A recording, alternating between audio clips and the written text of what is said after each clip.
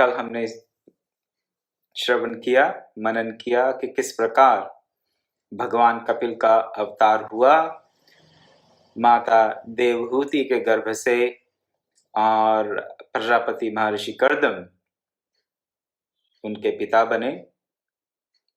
हजारों वर्षों की तपस्या के पश्चात और कठिन व्रत के नियमों का पालन करते हुए भगवान स्वयं उनके यहाँ पुत्र रूप में, कपिल देव के रूप में अवतरित हुए। ब्रह्मा जी ने और अन्य ऋषियों ने आकर स्तुति की, उनका महात्म्य बताया, महात्म्य बताकर चले गए। तत्पश्चात महर्षि कर्दम अपने पुत्र से क्या आज्ञा मांगते हैं कि मुझे अब सन्यास के लिए वन गमन की आज्ञा दीजिए। जन्म के पश्चात, ज्यादा समय नहीं, जन्म के कुछ ही समय के पश्चात ऐसी आज्ञा वो भगवान कपिल देव से मांगते हैं। भगवान कपिल देव क्या कहते हैं? कहते हैं, हे प्रजापते, मुमुक्षुओं को आत्मज्ञान प्राप्त कराने में सहायक प्रकृति, पुरुष आदि तत्वों का निरूपण करने के लिए ही मैं इस समय धराधाम पर अवतीर्ण हुआ हूं। सांख्य शास्त्र का निरूपण करने के लिए ही मेरा अवतरण हुआ है। और अब तुम, अपने पिता से बोल रहे हैं महर्षि कर्दम से, कि अब तुम सब प्रकार के ऋणों से मुक्त हो गए हो, इसलिए तुम संन्यास आश्रम में दीक्षा ले सकते हो। ये कौन से ऋणों की बात कर रहे हैं यहाँ पर भगवान कपिल? पुत्र रूप में अपने पिता को कौन से ऋणों से मुक्त होने की बात कह रहे हैं? 3 प्रकार के ऋण बताए जाते हैं शास्त्रों में, देव ऋण, ऋषि ऋण और पितृ ऋण। देवताओं का हम पर ऋण है, देवताओं का हम पर ऋण है, क्योंकि देवताओं की सहायता से ही हमने ये शरीर धारण किया है। इसी प्रकार पितरों का, अपने पूर्वजों का हम पर ऋण है, क्योंकि अपने पूर्वजों की परंपरा के चलते ही हमें ये मानव शरीर मिला। उसी प्रकार से हम पर ऋषि ऋण है। चलिए, मानव शरीर तो मिल गया, लेकिन इस मानव शरीर के भीतर बैठे हुए अंतर आत्मा में ज्ञान की प्रसुप्त ज्योति को प्रदीप्त करने के लिए किसी तत्वदृष्टा ऋषि का ही हमें सहारा लेना पड़ता है, उनका अनुसरण करना पड़ता है, उनसे याचना करनी होती है। तभी अपने अंतर में जो परमात्मा बैठा है, अपने अंतर में जो ज्ञान है, उस पर पड़ा हुआ आवरण हम हटा सकते हैं। अन्यथा हम मानव जीवन के लक्ष्य को, अपने जीवन के परम लक्ष्य को हम नहीं समझ सकते। तो देवताओं का हम पर ऋण है, पितरों का हम पर ऋण है और ऋषियों का हम पर ऋण है। और महर्षि कर्दम इन तीनों ऋणों से मुक्त हो गए हैं। अप्रसंगवश आपको ये बात भी बता दें, हो सकता है आप में से बहुत लोग जानते हों, जो यज्ञोपवीत अर्थात जनेऊ धारण किया जाता है, उसमें भी 3 धागे रहते हैं। 3 धागे होने का अर्थ केवल 3 ऋणों के संकेत मात्र से है। देव ऋण, ऋषि ऋण और पितृ ऋण के लिए ही यज्ञोपवीत में 3 धागे रखे जाते हैं। और जब व्यक्ति संन्यास लेता है तो उस यज्ञोपवीत का वो फिर संन्यास के बाद प्रयोग नहीं करता। संन्यास दीक्षा के बाद वो यज्ञोपवीत को विसर्जित कर देता है। ऐसी परंपरा है संन्यास की हमारे यहाँ। तो शिखा और सूत्र का त्याग कर दिया, उसके बाद भगवा वस्त्र धारण किया तो व्यक्ति सन्यासी हो गया, संन्यस्तम सर्वम। और यहाँ पर भगवान कपिल देव अपने पिता से कह रहे हैं कि तुम तीनों ऋणों से ऋण हो चुके हो, ऋणों में बंधे हुए नहीं हो, ऋणानुबंधों से तुम मुक्त हो चुके हो, इसलिए अब तुम सन्यास के अधिकारी हो गए हो। सन्यास के अधिकारी हो गए हो, लेकिन ये सन्यास है क्या जिसके वो अधिकारी हो गए हैं? क्या सन्यास है ये? सन्यास के बारे में भांति भांति की धारणाएं, जिनमें की थोड़ा मतभेद पाया जाता है, यहाँ पर हमारी अलग अलग परंपराओं में ये बातें प्रचलित हैं, लेकिन हम मूलतः पकड़ते हैं गीतानाथ भगवान श्री कृष्ण की बात को। आप जानते ही हैं कि दो ग्रंथ जिनको कि हमारे परम पूज्य गुरुदेव ब्रह्मऋषि विश्वात्मा बाबरा जी अपने अपने लिए और अपने शिष्यों के लिए भी जिनको उपयुक्त मानते थे, वो दो ग्रंथ हैं गीता और रामायण। गीता और रामचरितमानस। कहा करते थे गीता में जो भगवान ने कहा वो रामायण में भगवान ने करके दिखाया। गीता तो केवल उपदेश है। गीता क्या है? स्पिरिचुअलिटी में क्रैश कोर्स है। क्रैश कोर्स कह देते हैं जिसे आजकल। कुछ आपको बहुत जल्दी सीखना हो 15-20 दिन में, 1-2 महीने का, तो कोई इंटेंसिव कोर्स कह देता है या कोई क्रैश कोर्स कह देता है उसे। तो गीता तो स्पिरिचुअलिटी में, अध्यात्म में क्रैश कोर्स है। क्रैश कोर्स क्यों है जी? जो बात आप युद्ध के मैदान में कह रहे हैं, समय अभाव है, तो आप जल्दी जल्दी से और संक्षेप में कहेंगे पूरी बात, लेकिन संक्षेप में, और कई बातों का तो केवल संकेत मात्र करेंगे। तो इसी भगवत गीता के 18वें अध्याय का दूसरा श्लोक, क्योंकि अर्जुन को अब भी थोड़ी शंकाएं थी कि सन्यास क्या है और क्या नहीं है, और सांख्य क्या है, योग क्या है, ऐसी बातों की उनको थोड़ा अभी कंफ्यूजन था, थोड़ी इसमें विस्मय था उनको इन बातों को लेकर। तो 18वें अध्याय के दूसरे श्लोक में भगवान क्या कह रहे हैं? काम्यानाम कर्मणाम न्यासम संन्यासम कवयो विदुः सर्व कर्म फल त्यागम प्राहुस्त्यागम विचक्षणः। सन्यास क्या कहा? काम्य कर्मों के त्याग को सन्यास कहा, और फलों के त्याग को त्याग कहा।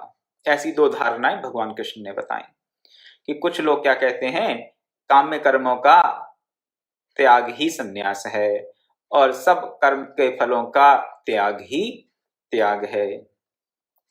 तो इसी सिद्धांत को लेकर महर्षि कर्दम, प्रजापति कर्दम, कर्दम जी महर्षि भी हैं और प्रजापति भी हैं, तो वो सन्यास की आज्ञा ले रहे हैं। किससे? अपने पुत्र से, क्योंकि वो जानते हैं कि वो साक्षात भगवान हैं। जब आज्ञा लेते हैं तो क्या कहते हैं? भगवान कपिल जन्मते ही अपने पिता को कहते हैं कि हाँ, आप सब ऋण अनुबंधों से, सब प्रकार के ऋणों से, देव ऋण से, ऋषि ऋण से, पितृ ऋण से आप मुक्त हो गए हो, इसलिए आप सन्यास के अधिकारी हो, आप सन्यास ले सकते हो। साथ ही एक बात और कहते हैं, और बहुत महत्वपूर्ण बात कहते हैं, यद्यपि तुम्हें घर में भी मुक्ति की प्राप्ति कठिन नहीं है, कि अगर तुम घर छोड़कर वन में नहीं जाते तो भी तुम्हें मुक्ति प्राप्त हो जाएगी। तो जिस व्यक्ति ने काम्य कर्मों का त्याग कर दिया और सब कर्मों के फल का त्याग कर दिया, बातें एक ही हैं, अलग नहीं है। सन्यास का जो अर्थ बताया भगवान श्री कृष्ण ने, यही कि काम्य कर्म क्या है, इस पे थोड़ा सा बोल दूं। काम्य कर्म वो हैं जो कर्म हम करते हैं और उनसे जो प्राप्त होना चाहिए, ऐसी हमारी भावना रहती है कि ये कर्म करूंगा या करूंगी तो इससे ये प्राप्त होना चाहिए। तो कर्म के फल में हमारी आसक्ति बनी रहती है, और कर्मों में कामना के कारण ही, कामना के चलते ही प्रेरणा होती है। कर्म करते क्यों हैं? क्योंकि फल चाहिए। फल क्यों चाहिए? क्योंकि फल में आसक्ति है। तो ऐसे जो कर्म हैं इनको काम्य कर्म कहा गया। तो एक पंक्ति में ये कह सकते हैं संक्षेप में कि जो कर्म हम कामना से प्रवृत्त होकर और फल की आकांक्षा लिए हुए करते हैं वो काम्य कर्म हैं। एक बार फिर से, जो कर्म हम कामना से प्रेरित होकर और फल की आकांक्षा लिए करते हैं वो है काम्य कर्म। तो अगर हम ऐसे सब कर्मों का त्याग कर दें, कर्मों का, ऐसे कर्मों, सब प्रकार के कर्मों का त्याग नहीं, कौन से कर्मों का त्याग? ऐसे कर्मों का त्याग करना है केवल जो कि हम कामना से प्रेरित होकर करते हैं। कोई ऐसा काम ना करें हम जिसमें कामना, हमारे हृदय की अंदर की कोई कामना या वासना छुपी हो, और कोई भी काम ऐसा ना करें जो हमें उसके फल में आसक्तिवश हम प्रवृत्त हों। जिसमें आप में से बहुत से लोग सोच रहे होंगे कि भाई अगर हमें ना फल चाहिए ना हमारी कोई कामना है तो फिर हम कर्म करें क्यों? मनुष्य की प्रवृत्ति कर्म में तो फल को देखकर ही होती है। आप कहेंगे कि अगर किसान फसल ना चाहे तो वो कृषि करे ही क्यों? एक कृषक कृषि करता क्यों है? इसलिए कि उसको किसी प्रकार का धन धान्य प्राप्त हो। सत्य है, ये झूठ नहीं है, लेकिन प्राप्त हो या ना हो उसमें उसकी आसक्ति ना हो तो वो भी सन्यासी है। कृषि करें ये तो ठीक है, लेकिन कृषि से क्या प्राप्त हो और क्या ना प्राप्त हो उसमें हमारा अधिकार नहीं है, इसलिए हम उसमें आसक्त ना हो। आसक्त होंगे तो कर्म बंधन में फंसेंगे। तो काम्य कर्मों का संन्यास का न्यास कर दें, उनसे हम संन्यास ले लें। ये बात भगवान ने यहाँ पहली बार नहीं कही, पहले भी कहा। दूसरे अध्याय में बहुत प्रसिद्ध श्लोक है, कर्मण्येवाधिकारस्ते मा फलेषु कदाचन। कर्मण्येवाधिकारस्ते मा फलेषु कदाचन। कर्म में अधिकार है, फल में अधिकार नहीं है। तो जो फल के अधिकार को छोड़ देता है और कर्मों में प्रवृत्त कामना से नहीं होता वो सन्यासी है। तो संन्यास ग्रहण कर सकते हैं कौन? महर्षि कर्दम। लेकिन घर में रहकर भी संन्यास की प्रवृत्ति हो सकती है। संन्यास वृत्ति से घर में भी रहा जा सकता है। अगर घर में रहकर भी सब काम्य कर्मों का त्याग कर दिया, सब प्रकार की कामनाओं का त्याग कर दिया, सब प्रकार के कर्म फलों का त्याग कर दिया, तो आप घर बैठे ही सन्यासी हैं, इसमें कोई संशय नहीं है। और ऐसे व्यक्ति के लिए घर पर ही मुक्ति सुलभ है। जैसा कि भगवान कपिल देव ने अपने पिता कर्दम से कहा कि आपको तो घर में भी मुक्ति सुलभ है, लेकिन आप जाना चाहते हैं तो आप जाइए। तो व्यक्ति क्या करे? संन्यास लेके जाए या घर पे रहे? आपका प्रश्न हो सकता है। घर पर भी मुक्ति सुलभ है तो क्यों लोग फिर कुछ लोग संन्यास लेकर निकल पड़ते हैं। और पहले के समय में, प्राचीन समय में वो तो वन गमन कहा किया करते थे। अब तो वन है नहीं कहीं, वन गमन तो क्या करेंगे? वन गमन के लिए तो वन चाहिए, वानप्रस्थ के लिए भी वन चाहिए। नहीं, ऐसा आवश्यक नहीं है कि वन में ही जाके रहना है। ये मन की वृत्ति की बात है। इसलिए ये एक प्रकार से लाइफस्टाइल चॉइस है। आप विरक्ति का जीवन जी रहे हैं, प्रवृत्ति मार्ग में हैं या निवृत्ति मार्ग में हैं, इससे कोई अंतर नहीं पड़ता। आप घर में रह रहे हैं या जंगल में रह रहे हैं, इससे भी अंतर नहीं पड़ता। अंतर किससे पड़ता है? अपने मन की स्थिति से। अगर अपने मन में किसी भी प्रकार की कामनाओं से प्रेरित होकर हम कर्म नहीं कर रहे, कर्म के फल में हम आसक्त नहीं हैं, तो फिर हम सन्यासी ही हैं। लेकिन महर्षि कर्दम तो पुत्र की प्राप्ति से पहले ही सन्यास आश्रम को अपनाना चाहते थे। तो उनका ऐसा, उन्होंने अपनी लाइफस्टाइल को चूज कर लिया था। जैसे कि मैंने पहले भी कहा, ये एक लाइफस्टाइल चॉइस है। सन्यास लेना चाहते हैं, कोई गलत बात नहीं है। एक आपको लगता है कि एक जीवन पद्धति विशेष आपके मुक्ति में, आपकी भक्ति में, आपकी आध्यात्मिक उन्नति में सहायक हो सकती है तो अवश्य करें, उसमें कोई कुछ गलत नहीं है। लेकिन ये सोचना कि उस मार्ग विशेष को अपनाकर ही प्राप्ति होगी अन्यथा नहीं, ये भ्रांति मात्र है। उस भ्रांति से बचें। तो जब भगवान ने देख लिया कि महर्षि कर्दम तो बस जाना ही चाहते हैं, क्या कहा? उन्होंने कहा कि आप जाइए, संन्यास लीजिए, लेकिन मुझे बार बार स्मरण करते रहना और समस्त कर्मों को मुझे अर्पण कर मोक्ष प्राप्ति के निमित्त मेरी उपासना में लगे रहना। तो संन्यास धर्म का उन्होंने यहाँ पर बहुत ही संक्षेप में निरूपण कर दिया। क्या कहा? मुझे बार बार याद करते रहना, फिर जो भी कर्म करो सब तो कैसे होगा ये? हाँ, सभी कर्मों से संन्यास कैसे होगा? जो भी कर्म करो, कर्म करना तो नहीं छोड़ सकते, तो जो भी कर्म करो उसको मुझे अर्पण कर देना। कर्म करके भगवत अर्पण कर दिया, भगवान का स्मरण करते रहे और भगवान की उपासना करते रहे तो मोक्ष की प्राप्ति हो जाएगी। केवल कर्मों से संन्यास लेकर, काम्य कर्मों से संन्यास लेकर हम भगवत प्राप्ति नहीं कर सकते। काम्य कर्मों से छूटने के बाद या छूटने के साथ भगवत भजन, भगवान का निरंतर चिंतन, भगवान की उपासना अत्यंत आवश्यक है। अगर नहीं करेंगे तो काम्य कर्मों से ज्यादा दिन तक छूटे नहीं रह सकते।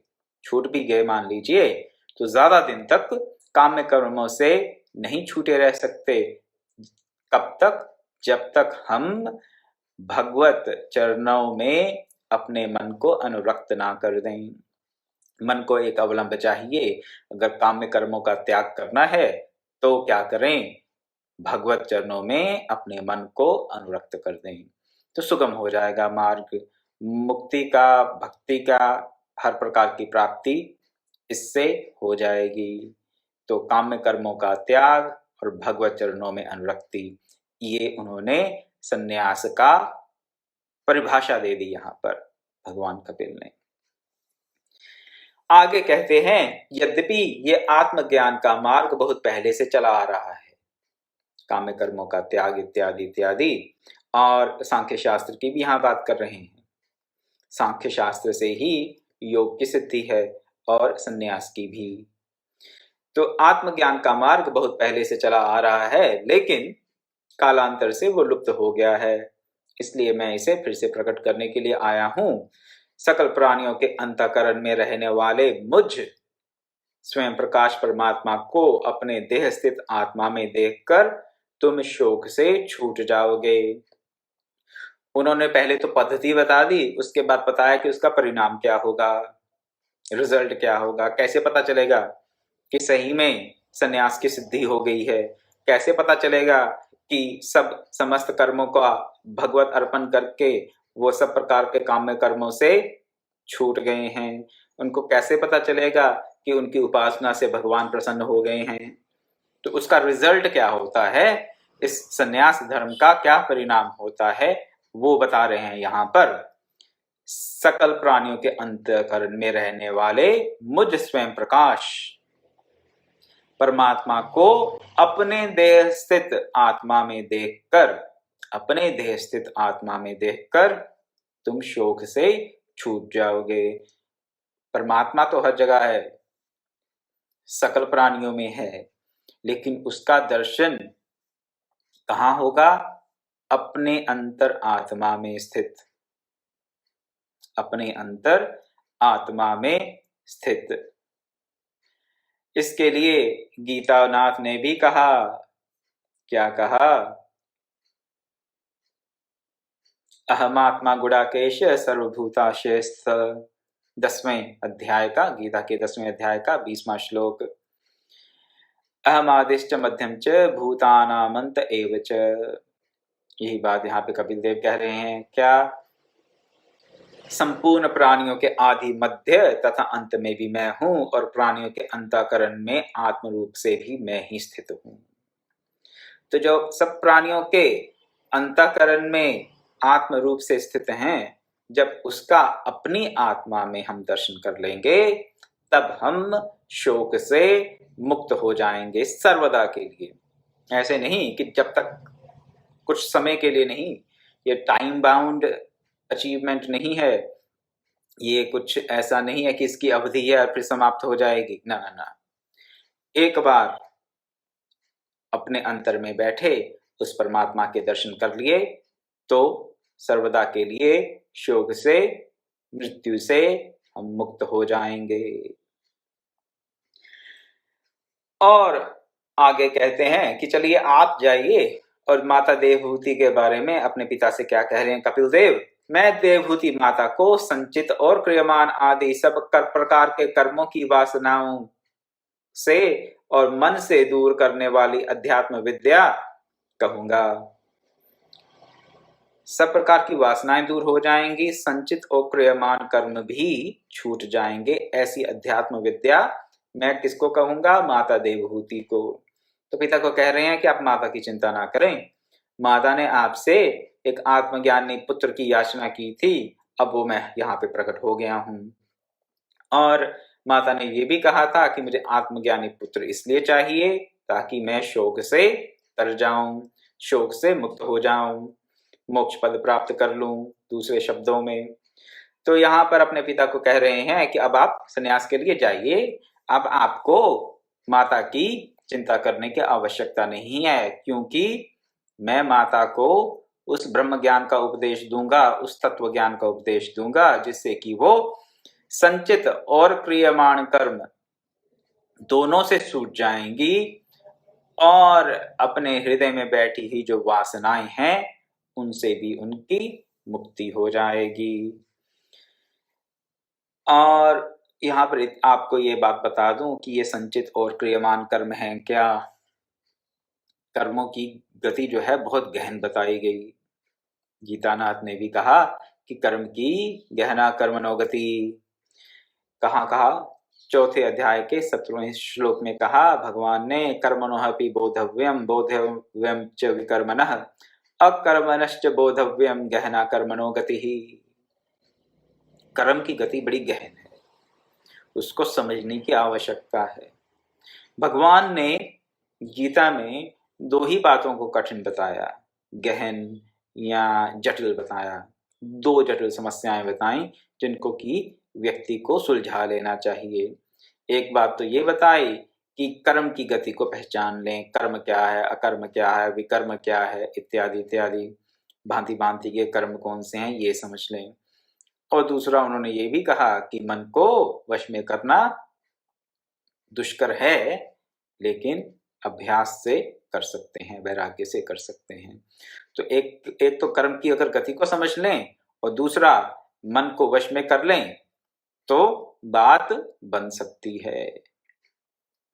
यहां पर भी माता देवहूति के लिए यही कहा कि मैं क्या करूंगा, उनके मन की वासनाओं का नाश कर दूंगा, और उनके तो मन की वासनाओं का नाश हुआ तो मन अपने आप स्थिर हो जाएगा। और दूसरी बात क्या कर रहे हैं कि उनके जो संचित और क्रियमान कर्म हैं उनको भी ब्रह्म ज्ञान से उनका नाश कर दूंगा। नाश शब्द से डरिए ना, यहाँ कुछ ऐसा नहीं कर्मों का नाश हो जाएगा तो पता नहीं क्या हो जाएगा, घबराने की आवश्यकता नहीं है। ये जो संचित और क्रियमान कर्म है इनके नाश से हमारा मुक्ति का द्वार ही खुलेगा। तो ये संचित कर्म क्या है और क्रियमान कर्म क्या है, और तीसरे प्रकार के एक और कर्म है प्रारब्ध कर्म, लेकिन उनका यहाँ पे भगवान ने नाम नहीं लिया, भगवान कपिल देव ने, वो भी बताता हूं क्यों नहीं लिया। तो सबसे पहले तो है संचित कर्म। संचित कर्म क्या है? जन्म जन्मांतरों से जो हम कर्म करते आ रहे हैं वो एक पहाड़ जैसे कर्म का संचय हो गया है। पहाड़ जैसे बहुत अत्यंत विशालकाय सागर जैसा एक समझ लीजिए, एक बहुत विशाल हमारे कर्मों का संग्रह हो गया है, वो है संचित कर्म। कर्मों का संचय हो गया जन्म जन्मांतरों से, अनंत जन्मों से जो करते आ रहे हैं वो हो गए संचित कर्म। दूसरे कहा यहाँ पर भगवान कपिल ने क्रियमाण कर्म, जो अब हम कर रहे हैं, जो अभी वर्तमान में कर्म कर रहे हैं, उन कर्मों का भी तो हमें फल मिलेगा, उन कर्मों का भी तो फल मिलेगा। अभी जो कर्म हम कर रहे हैं, अभी हम उस स्थिति को प्राप्त नहीं हुए जिससे कि हम कर्मों से ऊपर उठ गए हों। अगर कर्मों से अभी ऊपर नहीं उठे तो जब तक शरीर में है तब तक कर्म करते रहेंगे। शरीरधारी व्यक्ति, शरीरधारी प्राणी तो कर्म करता ही रहता है। तो जो वर्तमान में कर्म कर रहे हैं वो है क्रियमाण कर्म, कर रहे हैं तो उसका फल भी मिलेगा। तीसरे प्रकार के, तीसरे कोटि के कर्म हैं प्रारब्ध कर्म। प्रारब्ध कर्म से हमें ये शरीर मिला है। शरीर मिला है क्या अर्थ? जाति, आयु और भोग, तीन बातें बताई जाती हैं। जाति क्या? मनुष्य का शरीर मिला, ऐसे कुछ कर्म किए होंगे कि मनुष्य का शरीर मिला। इसकी आयु भी निश्चित है, हम कितने श्वास लेंगे, कितने वर्षों तक जिएंगे, उसकी अवधि निश्चित है। और भोग क्या क्या सुख दुख हमें इस शरीर से प्राप्त होंगे वो भी निश्चित है। प्रारब्ध ये निश्चित कर लेता है।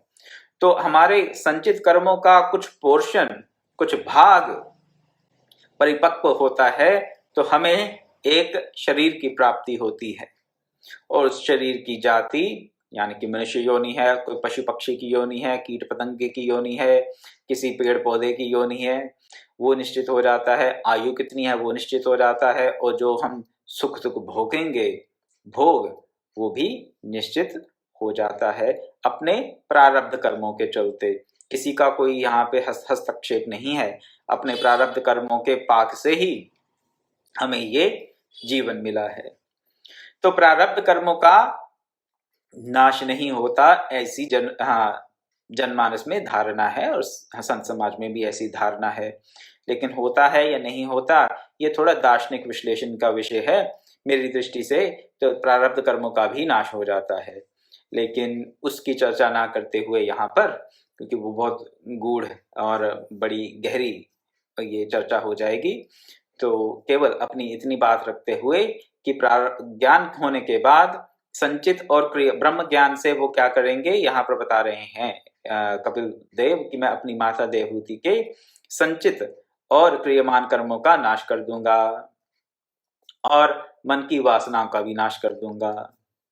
इससे वो मुक्ति को प्राप्त हो जाएंगे, और मेरी दृष्टि से तो प्रारब्ध कर्मों का भी नाश हो जाता है ज्ञान की प्राप्ति के बाद, ब्रह्म ज्ञान की प्राप्ति के बाद, तो ही मुक्ति पूर्ण रूप से संभव है। अन्यथा जीवन मुक्त अवस्था को हम नहीं मान सकते। अगर जीवन भी है और मुक्त भी है तो प्रारब्ध में बंधे हुए हैं, तो ये दोनों बातें इकट्ठी नहीं हो सकती। जीवन मुक्त हैं इसका मतलब ये है कि वो प्रारब्ध से भी मुक्त हैं, मुक्त ही हैं। चलिए इतनी ही बात रखूंगा यहाँ पे प्रारब्ध से लेकर। तो अपने पिता को आश्वासन दे रहे हैं कि आप जाइए, वन गमन कीजिए, संन्यास आश्रम का आप वर्ण करके अपना मोक्ष का मार्ग निश्चित कीजिए। मैं माता देवहूति को भी वही ब्रह्म ज्ञान देकर, घर पे रहते हुए ही अपनी माता को ब्रह्म ज्ञान देकर उनके सब कर्मों का जो बंधन है वो तोड़कर, और हृदय में बैठी हुई सब वासनाओं को तोड़कर ऐसा ब्रह्म ज्ञान दूंगा कि वो मुक्त हो जाएंगी। मन में बैठी वासनाओं का नाश आवश्यक क्यों है? क्योंकि अगर सब संचित और क्रियमान कर्मों का नाश हो भी जाए, और अगर मन में वासनाएं अभी तक बैठी हुई हैं, तो वासनाओं के चलते नए नए कर्मों में प्रेरणा होती रहेगी। अब अगर नए नए कर्मों में प्रेरणा होती रहेगी वासना के चलते, तो कर्म बंधन में फिर फंस जाएंगे। तो ऐसा समझें कि मान लीजिए कि इस क्षण आपके सब कर्मों के फल का कोई नाश कर देता है, मान लीजिए, लेकिन आपके मन की वासनाओं का अगर नाश नहीं हुआ तो क्या होगा? फिर से अच्छे और बुरे कर्म आपके होते रहेंगे अहम के चलते, अहंकार के चलते। उससे क्या होगा? फिर से और प्रारब्ध और संचित कर्म और क्रियमान कर्म का फिर से पूरा चक्र आरंभ हो जाएगा। तो मुक्ति के लिए क्या चाहिए? दो बातें बता दी यहाँ पर। कपिल देव बड़े इंटेलिजेंट हैं, इसमें कोई संशय नहीं है, बड़े बुद्धिमान हैं। इतने बुद्धिमान हैं कि उनको पहला दार्शनिक, पहला फिलोसोफर माना जाता है विश्व का। कपिल देव को विश्व भर का पहला दार्शनिक माना जाता है, पहला फिलोसोफर माना जाता है, और बड़े ही सहजता से वो पूरी बात कह देते हैं और बहुत कम शब्दों में कह देते हैं।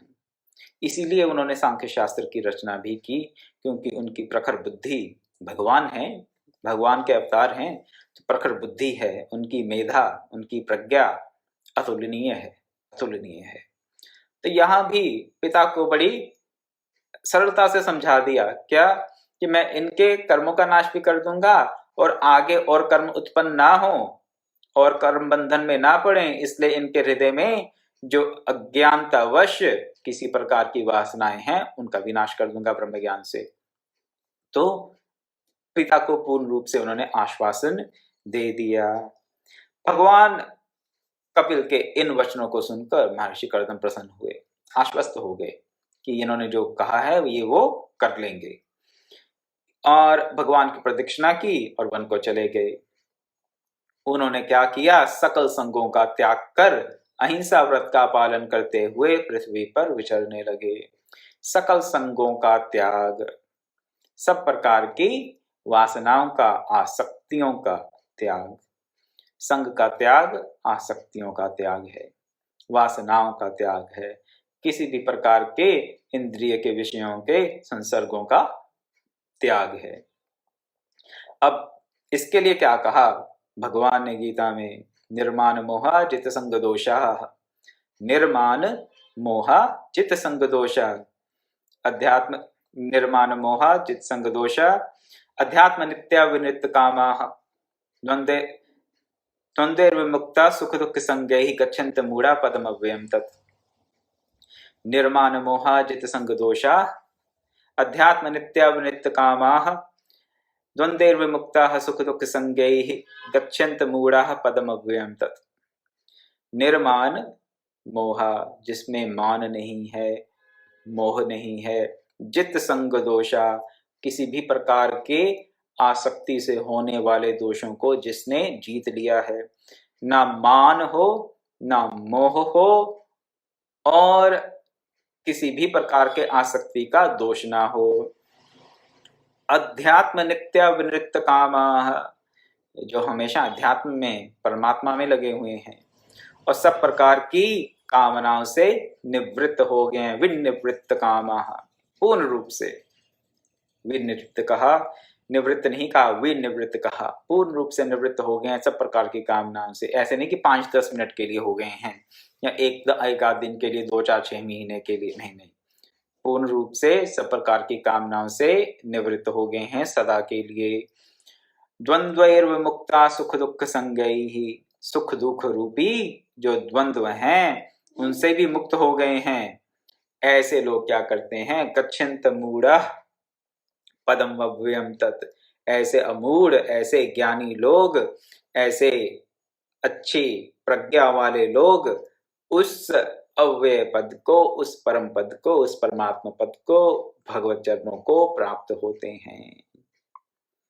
यहाँ पर असंग होने का अर्थ समझा दिया भगवान ने। यहाँ पर निर्माण मोहा जित संग दोषाः, अध्यात्म नित्या विनिवृत्त कामाः, द्वंद्वे विमुक्ता सुख दुख संगैः गच्छन्त मूढ़ा पदमव्ययम् तत्। तो महर्षि कर्दम ने सकल संगों का त्याग कर दिया, अहिंसा व्रत को अपना लिया, सब द्वंद्वों से वो मुक्त हो गए। इस प्रकार से वो पृथ्वी पर विचरने लगे और उन्होंने अपने उत्कट भक्ति योग के द्वारा अंतर्यामी भगवान वासुदेव के चरणों में मन लगाकर उत्तम भगवत भक्तों को प्राप्त होने वाली भागवती गति को प्राप्त कर लिया, भगवत चरणों को प्राप्त कर लिया। गच्छन्त मूढ़ः पदम अव्ययम् तत्, उस अव्यय पद को, उस परम पद को, उस अविनाशी पद को भगवान कपिल देव के पिता महर्षि कर्दम, प्रजापति कर्दम ने प्राप्त कर लिया।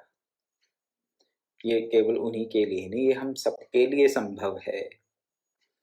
मानव शरीर प्राप्त कोई भी प्राणी उस अव्यय पद को प्राप्त कर सकता है। और जैसा भगवान श्री कृष्ण ने बता दिया हमें, क्या मान को छोड़ दें, मोह को छोड़ दें, आसक्ति का त्याग कर दें, आसक्ति से होने वाले सब गुणों, दुर्गुणों को, सब प्रकार के जो विषय हैं उनका त्याग कर दें।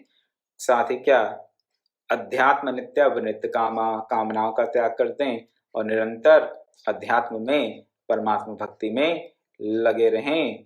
सुख दुख रूपी, गर्मी सर्दी रूपी, निंदा प्रशंसा रूपी द्वंद्वों से ऊपर उठ जाएं। अध्यात्म नित्या विनिवृत्त कामः द्वंद्वैर्विमुक्ता सुख दुख संगैः गच्छन्त मूढ़ः पदमव्ययम् तत्। तो उस परम पद को हम प्राप्त कर लेंगे और उसी परम पद को प्राप्त करने के लिए ही प्रतिदिन सत्संग का ये प्रकल्प भगवत प्रेरणा से, गुरु प्रेरणा से आरंभ हुआ। और भगवत चरणों में, गुरु चरणों में यही प्रार्थना है कि हम सबको नित्य निरंतर प्रतिदिन इस प्रकार सत्संग प्राप्त होता रहे, जिससे कि हम अपने मान का, अपने मोह का, अपने संग का, अपने द्वंद्वों का हम निराकरण कर सकें। और कोई रास्ता नहीं है। तो सत्संग की इस श्रृंखला को कल और आगे बढ़ाएंगे और देखेंगे कि महर्षि कर्दम के वन गमन के पश्चात और उनकी मुक्ति के पश्चात भगवान कपिल ने क्या कहा माता देवहूति से और क्या किया। आज की कथा को यहीं विराम देते हुए अब मैं मंगलाचरण करूंगा। ओम पूर्णमदः पूर्णमिदं पूर्णात् पूर्णमुदच्यते पूर्णस्य पूर्णमादाय पूर्णमेवावशिष्यते। ओम शांति शांति शांति। हरि ओम तत्सत्।